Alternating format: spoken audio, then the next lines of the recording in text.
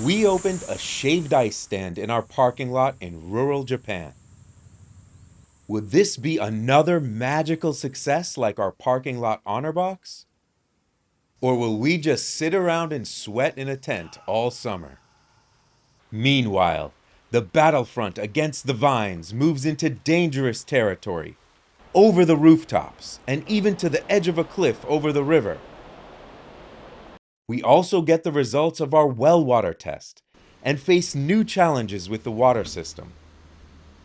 Perhaps most excitingly, we start putting together designs for Sanso Tōda's huge upcoming renovation. All of that and so much more coming up in this episode.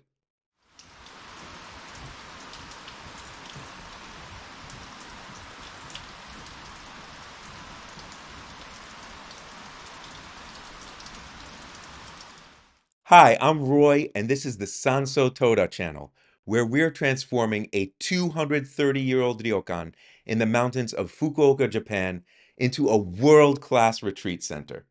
I'm so happy you're with us for the journey, and so grateful to you for watching and liking these videos, subscribing to the channel, and leaving these unbelievably inspiring comments. Many of you shared how you made positive changes in your own life after watching these videos, and many others shared how you were so inspired and even moved to tears. Those kind of comments don't just reach me, they reach everybody working on this project, all of the other people who see your comment on YouTube, and many people in the local community who are curiously watching what we're up to. So it catalyzes this response of kindness and contribution among everybody here on the ground, not just out there online. So I'm so grateful. Truly thank you. A couple of you even recommended a surface cleaning attachment for our pressure washer.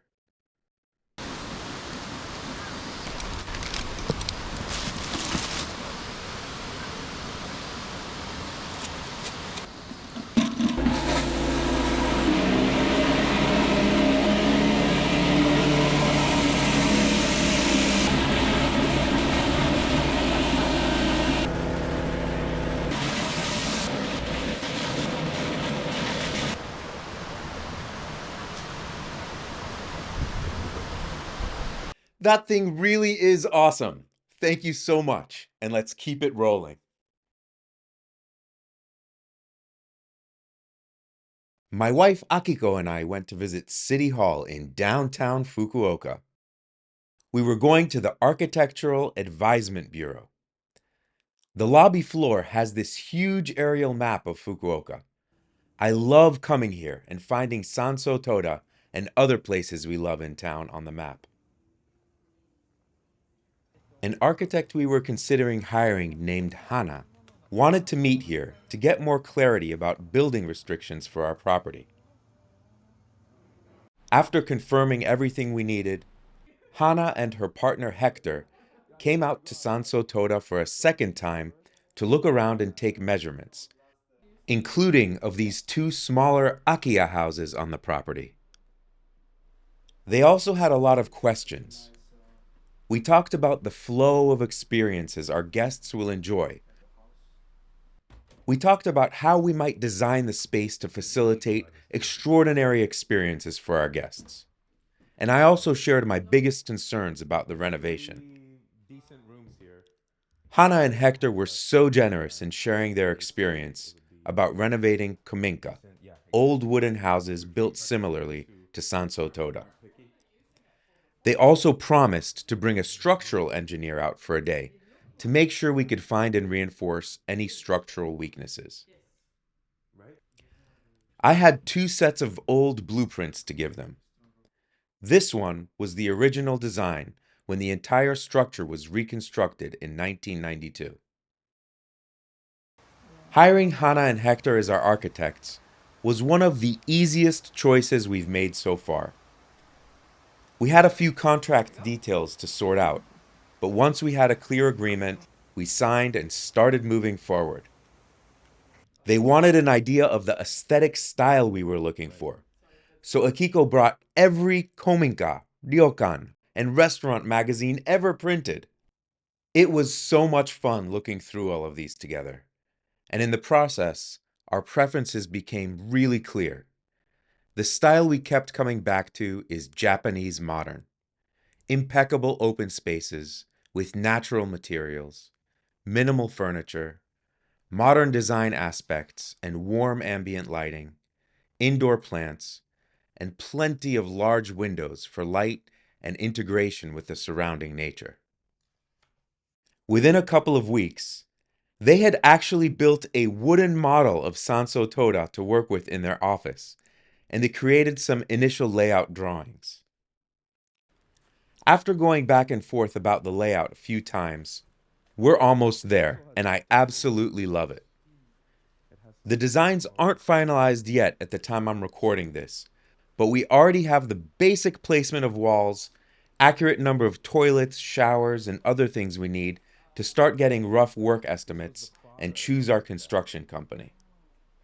By the time we get to the next episode of this series, we'll have the layout design finalized, and I can't wait to share it with you.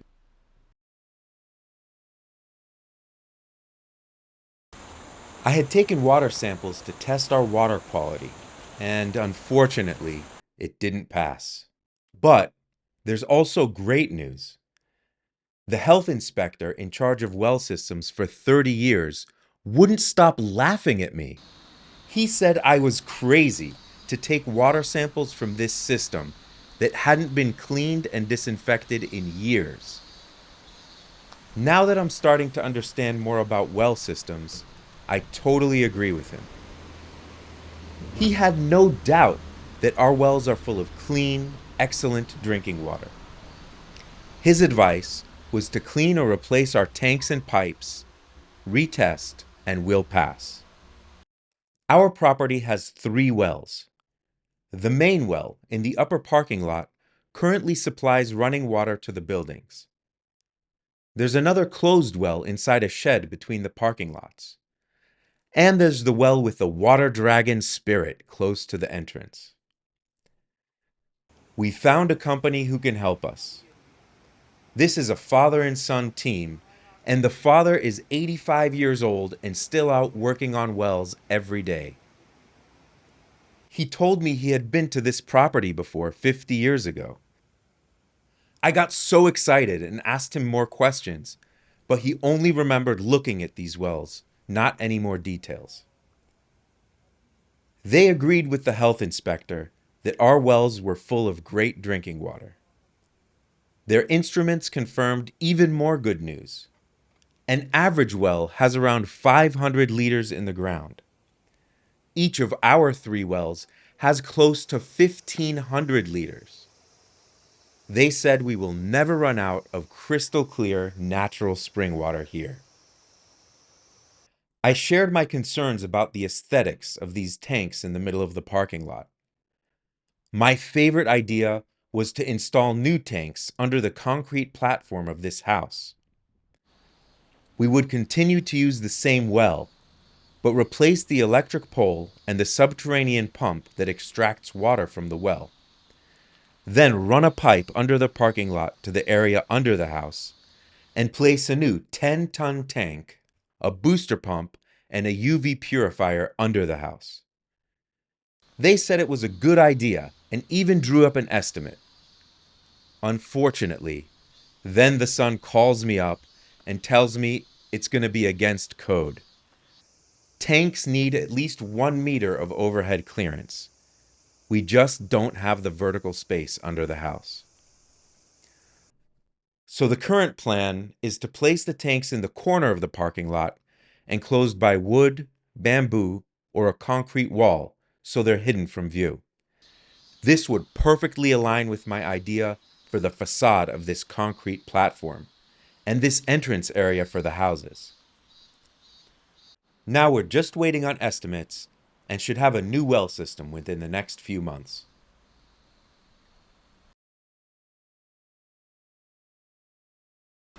Vines were climbing up the sides of the buildings, wrapping around air conditioning and drainage pipes, and in one place had climbed through to the roof. I had seen horror stories of vines completely engulfing buildings in rural Japan, and I was determined for that not to happen at Sanso Tōda. So Tom, Josh, and I picked up our sharpest tools and started hacking. I started on this corner of the building where the vines had climbed into the roof. This whole side of the building is basically on a cliff, a few meters over the river. Luckily, there's a roof to stand on while working. Having been up on a lot of roofs on construction sites growing up, I felt pretty confident up there. I wanted to first cut all of the vines heading up to the roof so they stop growing, and then if possible, remove them without breaking anything. The vegetation was so dense on the side of the house, I couldn't access it to cut the rest of the vines, so we would need to hack a path. I had 3 goals. First, to cut all of the vines climbing up the building. Second, to clear a walkable path from the back of the building to the front. And third, to open one of the windows to the bathhouse that had been boarded up during the lockdowns and get some fresh air in there. It was a lot of work, but there's a real joy and peace of mind that comes with taking action towards a mission you're passionate about. While working, I had the opportunity to clear my mind and make some important choices. Especially the idea to open a shaved ice or kakigori stand. That presented a real challenge for me. I knew it would be fun and contribute to the local community. I would also get to interact with lots of people and see firsthand on a daily basis what things are really like here in the summer. Strategically, it would be a test run for running a business on a small scale before tackling the much bigger ryokan and restaurant businesses. On the flip side, it would pull energy, resources, and focus away from the core mission of opening the retreat center. I also had absolutely zero food service experience, and I had a lot of doubts about whether it would actually be successful. I concluded that rationally, it was better to just focus everything on the renovation and forget about the kakigori stand. And yet, I just couldn't shake the idea. So I set aside all of my reasons, all the pros and cons lists, all of my fears and doubts, and just made a choice.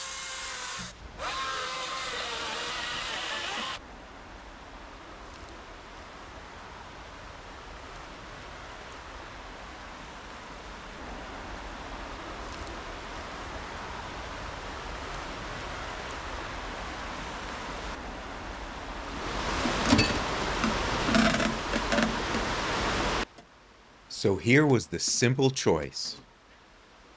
Kakigori stand or no kakigori stand? Choose.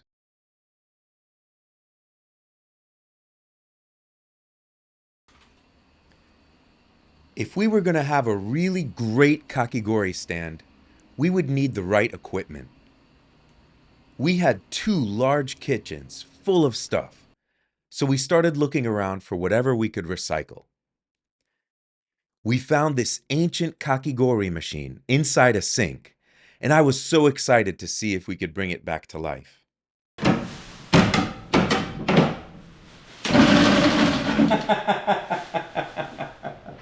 Wow. It works, but you can't sell that. You can't sell that. You can adjust the grain on it now.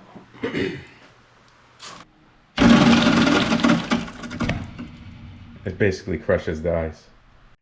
Besides being really dirty, the brittle plastic started falling apart even as I tried to adjust the blade height, which was rusted in place. Unfortunately, it had already made its last kakigori. Having a reliable machine that made the highest quality kakigori would be the real workhorse of our setup. So despite my excitement about this old machine, we would be getting a new one. Besides cleaning this stainless sink, which I thought we could put in the stand to wash our hands and dishes, Tom also did a great job cleaning this refrigerator. We had checked the serial number and found out that it was around 5 to 8 years old.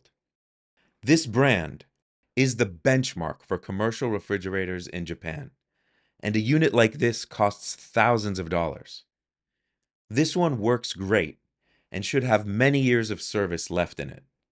We also repurposed some stainless steel tables, wooden tables that were in storage, a change holder, and lots of other odds and ends.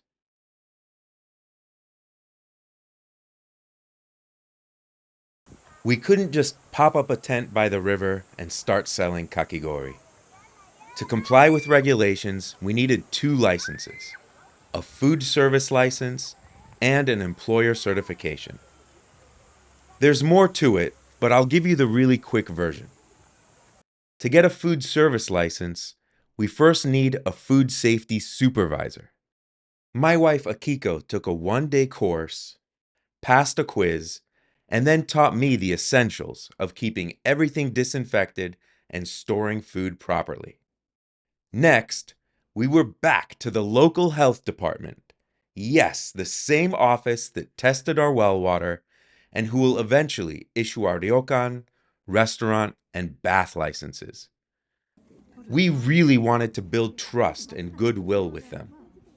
There were so many rules we had no idea about, so we needed to adjust a lot of our initial plans, including no serving iced coffee in the same tent as the kakigori, no customer seating inside the tent, and no setting up the stainless sink Tom had cleaned. Our water quality test didn't pass, so we would have to set up a tank filled with city water to wash our hands with. After we made those adjustments, there was a miracle. At the health department office, when I finished drawing the diagrams of our stand layout for approval, I slid them under the plastic divider to the very serious inspector. I said, "By the way, you have permission to frame these and hang them in the lobby." And for the first time, her serious front cracked and she laughed out loud.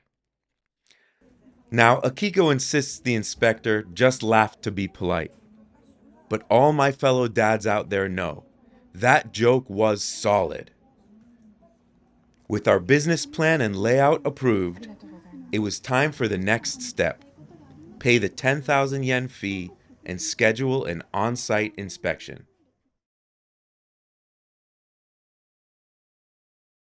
At the same time, we also needed to get an employer certification. Across Japan, the employment office is called Hello Work. After a day of running around collecting paperwork, the Hello Work staff did a thorough online search of our business, which led them to finding these YouTube videos. They called Akiko to let us know we were approved and that they had subscribed and were big fans of this channel. So, if the Hello Work staff is watching, hello and thank you. So finally, we could post a help wanted ad and apply for labor insurance. Although we were planning to hire a second person through our ad, we had already hired our first teammate for the kakigori stand, someone who had been with us since the very beginning, our good friend Josh.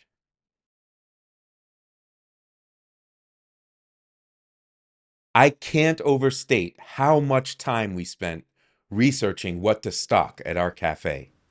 We really wanted to get it right and make a great impression on the hundreds of people from the local community who would be coming by. I also stayed up many nights studying freezers, tents, and kakigori machines. Our first big purchase was this Panasonic commercial chest freezer for our kakigori ice stock. We also scouted several supermarkets before deciding on this max value, just an 8-minute drive from Sanso Tōda, as our ice supplier. Meanwhile, in the cluttered rooms inside the ryokan, I found some low tables that could be repurposed into service counters. Using some leftover pressure-treated 2x4s and stainless steel screws from a deck project at my house, I built frames. They weren't pretty, but they gave the inspector a clear idea of our layout.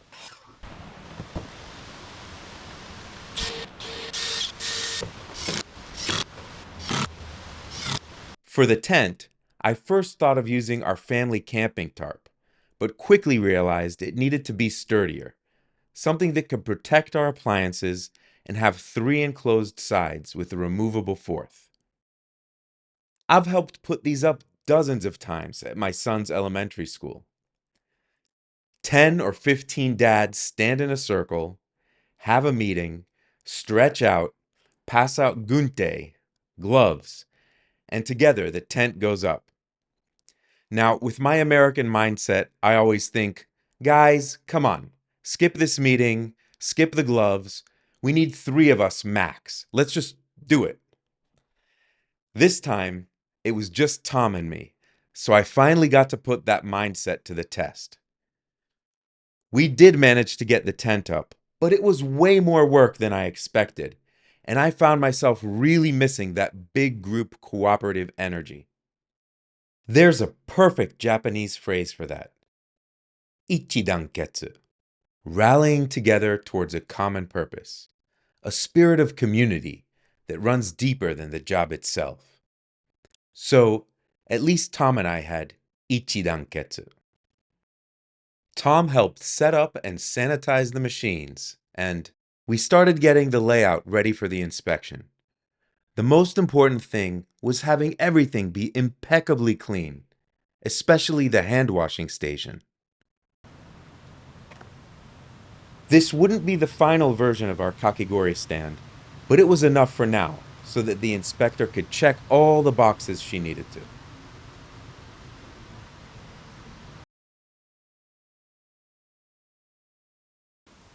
Inspection morning came.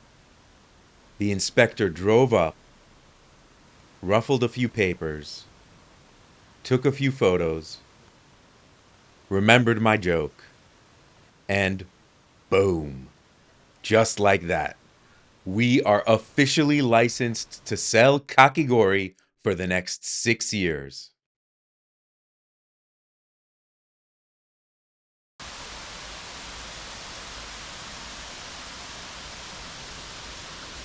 Back at Sanso Tōda, there was a seemingly never-ending supply of overgrown plants.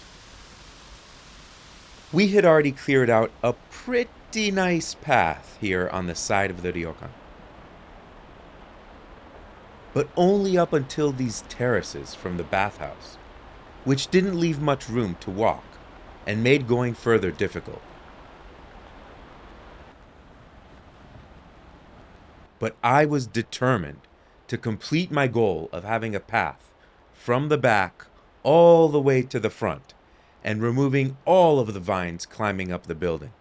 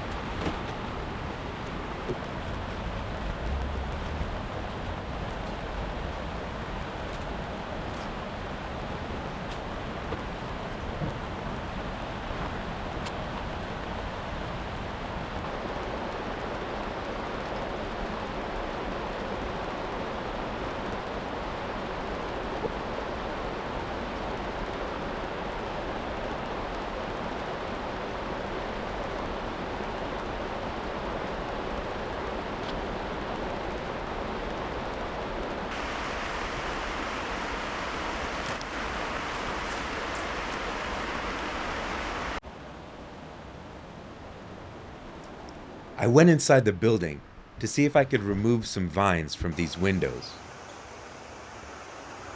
and came across a new friend.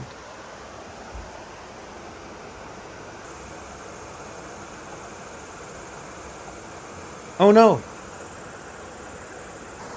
Nice catch, little buddy.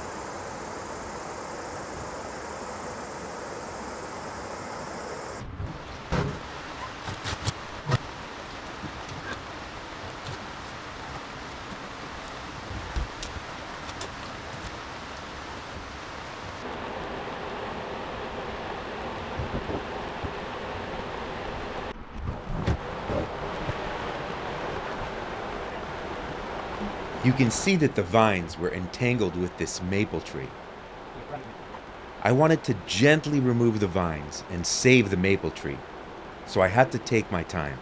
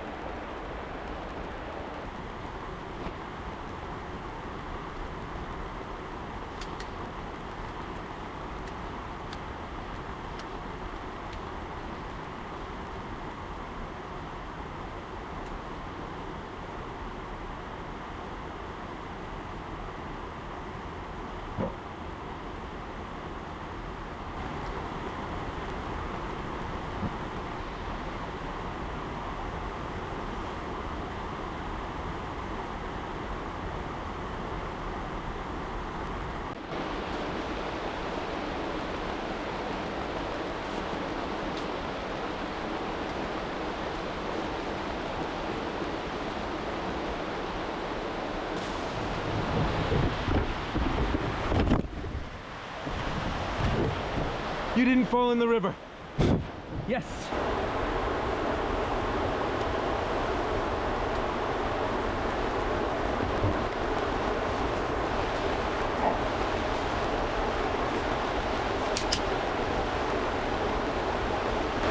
That's the main vine over there. We're gonna cut it here. It's all gonna come off. Yes, yes.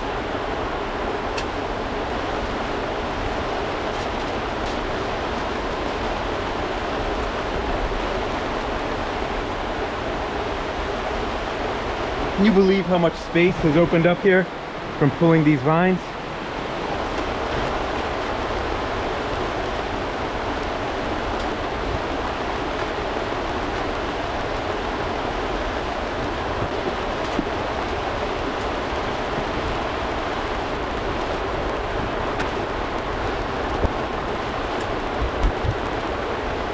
Okay, let's have a look. Much clearer. You can walk all the way around now. And there's no vines. No vines climbing up.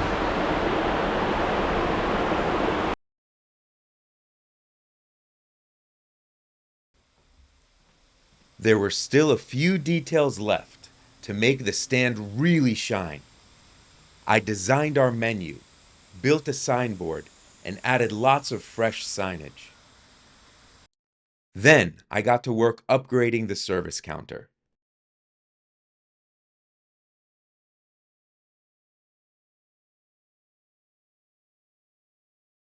Beyond kakigori, we had bottled drinks, mushikago, these clear bug boxes for kids to keep bugs and critters they catch around the river, and mushiami, bug nets.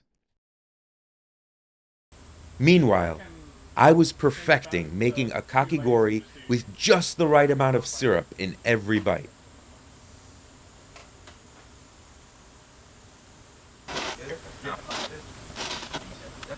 Alright, kanpai. Kakigori. Delish. Our opening day was a gray Saturday. And basically, the whole day was just Tom strolling by with his cheeky grin and asking, "How many have you sold now?" It's almost 1 p.m. It's a Saturday. School went out yesterday. The weather's decent. And it's our first day running this shaved ice stand. And so far, we have sold 0 drinks and 0 shaved ices. So I don't know what's going on, but I hope this works. And the total sales over 6 hours were 3 kakigori and nothing else. For the math to work, we needed 4 kakigori sales every hour. So this wasn't just a slow start. I was convinced that the whole idea was an epic bust. And as I sat there, I was already planning how to sell the equipment and donate the syrup. That evening, I went to my son's elementary school Natsumatsuri, the summer festival, where there are food stands, games, and entertainment. Our men's choir, Royal Host, headlined the show along with the women's choir, Joyful. The place was packed. What I didn't realize was that every school in the whole prefecture had their Natsumatsuri on the same day. Every family in Fukuoka was busy.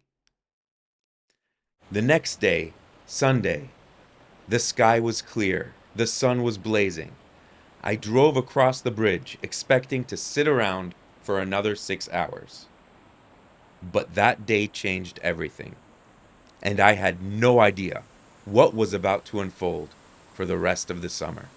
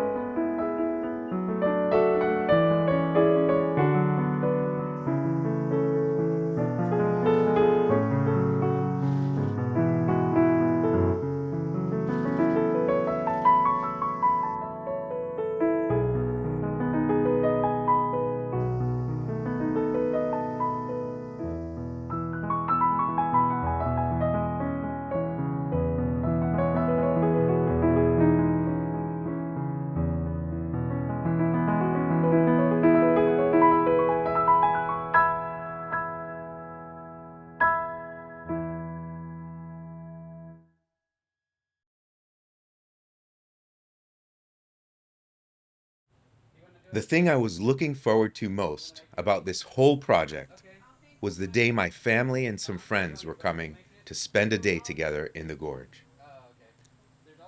I was really excited to see my boys make their own kakigori. And then milk. Can you find the milk one? That's cowpis, so milk cupping would be this one. Yeah. All the ice in there.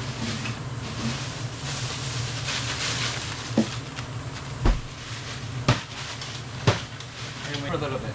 Ready? And then you're gonna add some topping. Swirl it all around. Yeah, nice.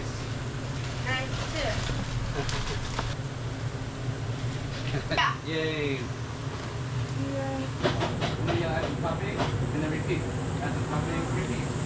So good. It's so good. Okay. Oh, 早い早い早い。 Nice. すごすぎん。 You're a professional.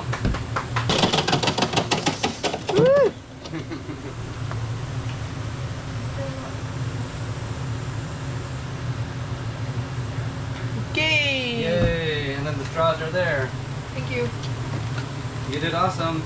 Thank you. It's so good. Very yummy. So good.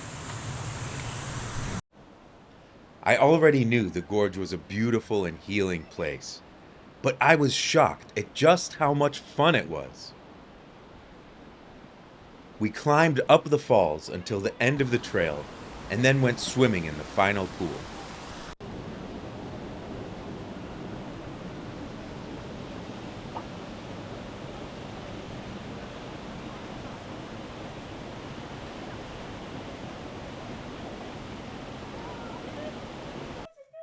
Afterwards, we went down into the basement and played haunted house.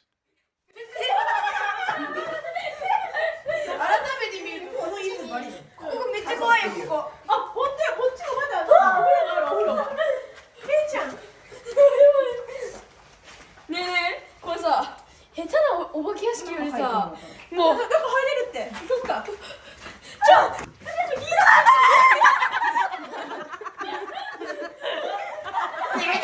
キモいってお前ほら行こうよみんなこれ行こう中まで行こうよタイム行きたくない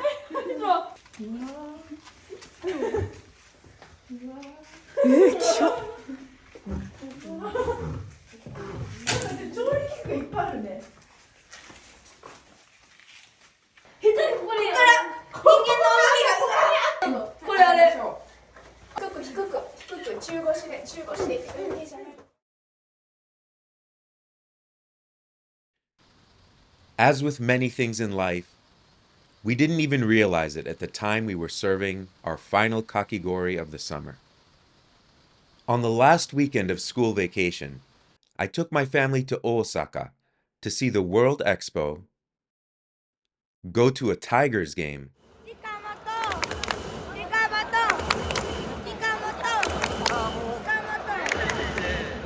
and we got to visit some beautiful ryokan for inspiration.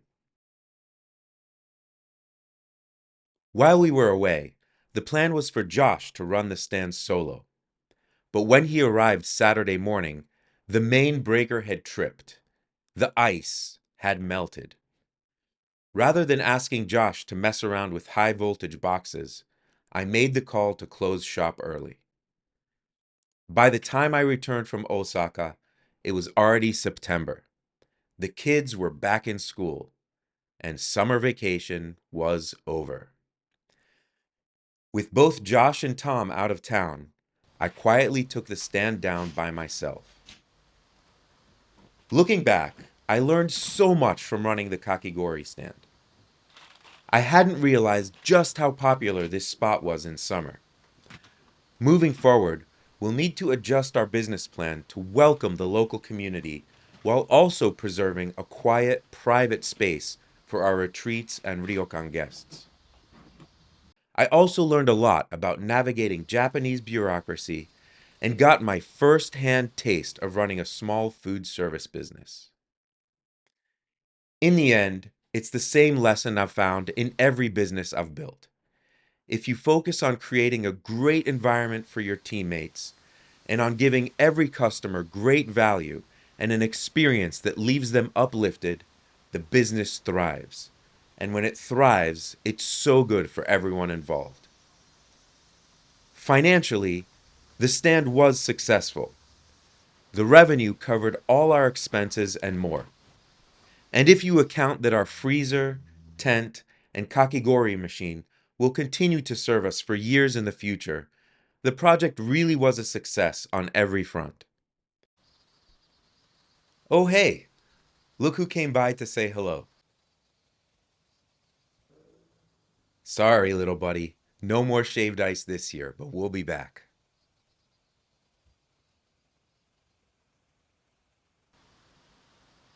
Beyond the numbers, this became part of a joyful summer experience for so many people. It was a cool oasis from the sizzling city heat, and a chance to have a shinrin-yoku, a forest bath, a deep reset from the constant digital overload of modern life. In that way, the kakigori stand was perfectly in line with our mission, to create a place where people can retreat, reconnect with nature, with each other, and with their true selves. So the kakigori stand was a triumph on many fronts, but there's one event that really stands out for me.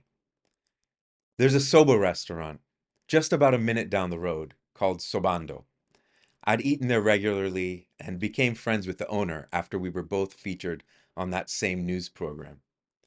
So after my family was finished playing in the gorge, we went to lunch at Sobando. And when we were finished eating, the owner comes out, congratulates us on opening the kakigori stand, and gives us this.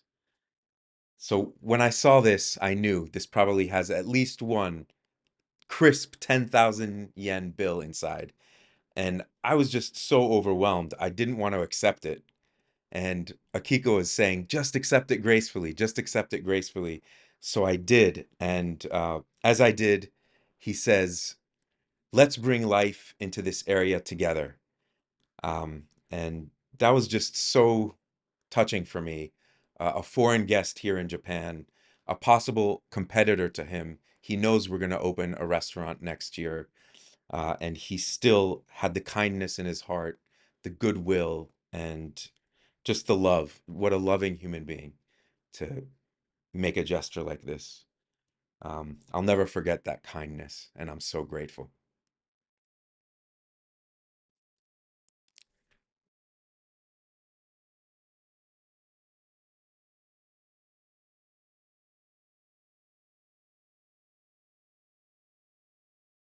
Thank you so much for watching this video all the way until the end.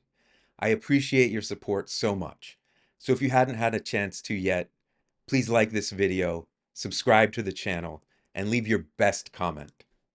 If you think you'll want to visit Sanso Tōda in the future as a guest or participating in a retreat, please go to our website linked in the description and subscribe to our newsletter.